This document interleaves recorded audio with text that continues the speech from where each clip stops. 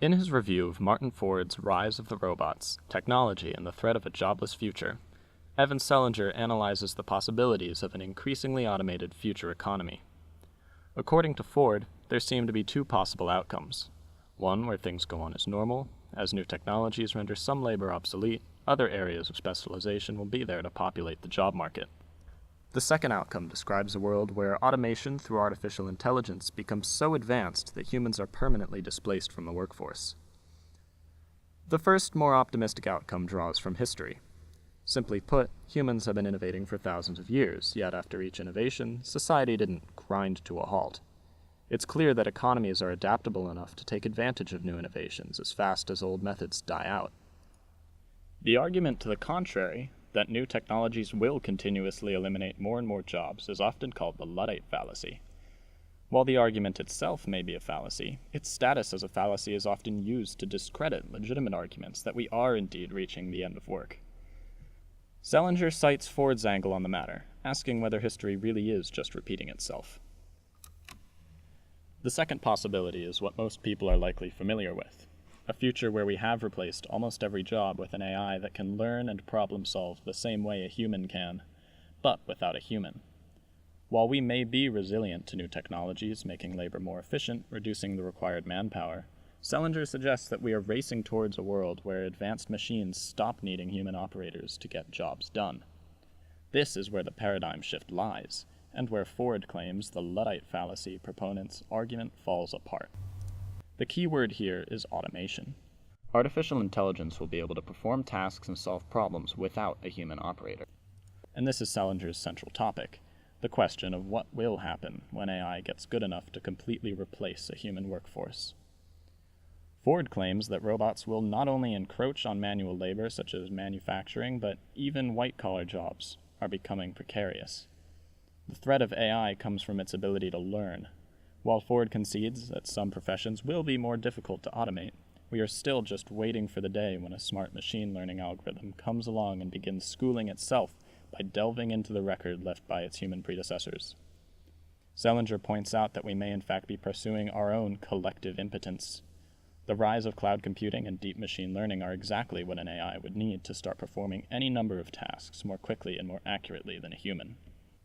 Selinger's explanation of what it will look like when AI takes over human labor reminded me a little bit of the thought experiment called Rocco's basilisk, where at some point somebody may create a particularly powerful and vindictive artificial intelligence that decides to retroactively punish anyone who did not actively contribute to its creation.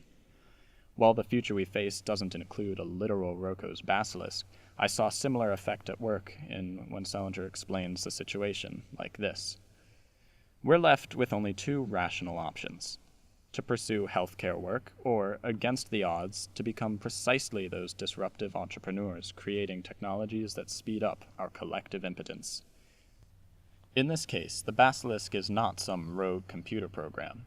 It's the simple fact that the only people who will really come out on top are those who contribute to the creation of the world that Ford warns us of.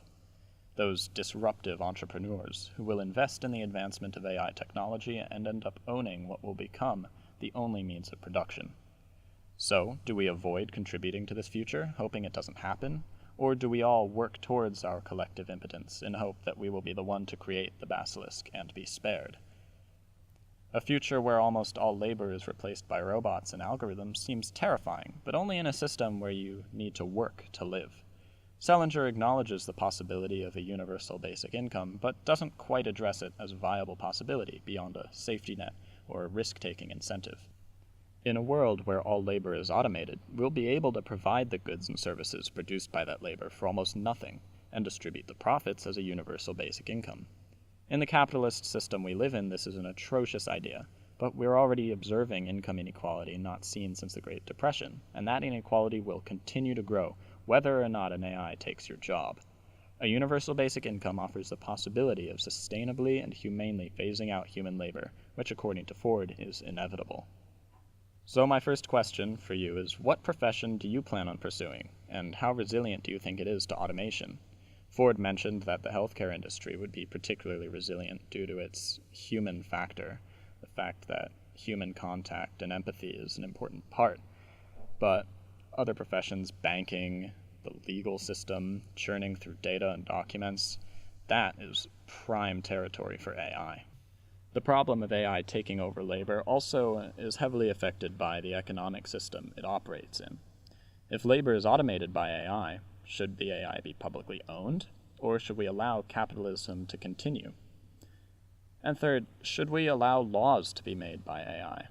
To some of you, the answer may seem obvious, but it's worth keeping in mind that the US's laws are so extensive no one actually even knows how many there are. In this case, a cold, efficient, utilitarian AI may actually benefit our legal system. Thank you all for watching my 5-minute shot at redemption. My name's James McDowell, and I'll see you all in class.